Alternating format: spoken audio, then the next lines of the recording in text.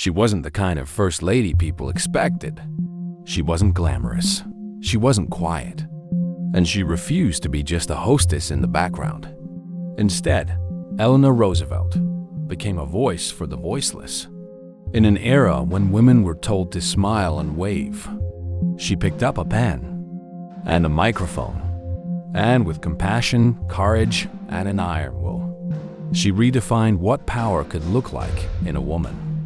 Eleanor Roosevelt was born into wealth, but not into warmth. Her mother called her Granny, mocking her appearance.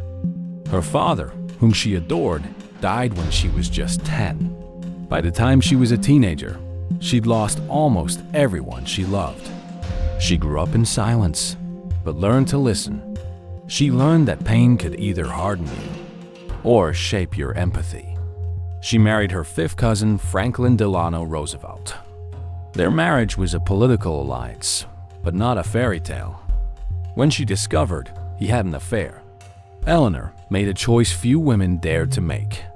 She didn't leave. She didn't stay silent. She transformed. She told Franklin she would support him publicly, but live independently. She found her own voice. And then she used it. When Franklin became president, Eleanor became the most active first lady in U.S. history. She held press conferences for female reporters only.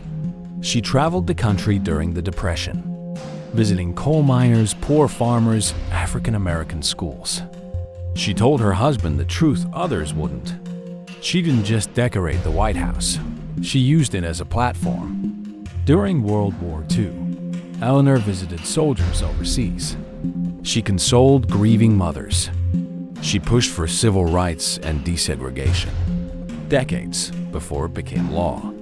In 1939, when the Daughters of the American Revolution refused to let black opera singer Marian Anderson perform at Constitution Hall, Eleanor resigned, publicly, boldly, and then helped Anderson perform at the Lincoln Memorial before 75,000 people.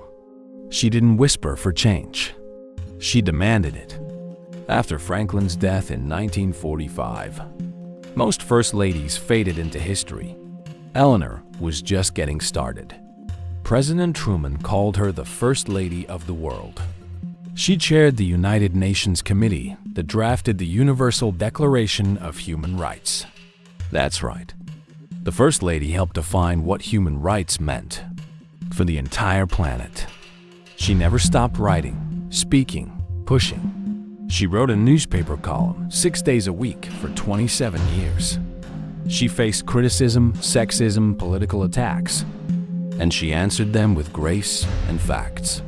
She said, "No one can make you feel inferior without your consent."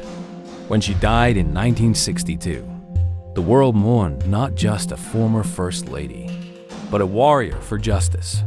Eleanor Roosevelt didn't wait for permission. She didn't follow tradition. She followed her conscience. She taught America that compassion is strength, that power can look like listening, and that the bravest voices don't always come from behind podiums.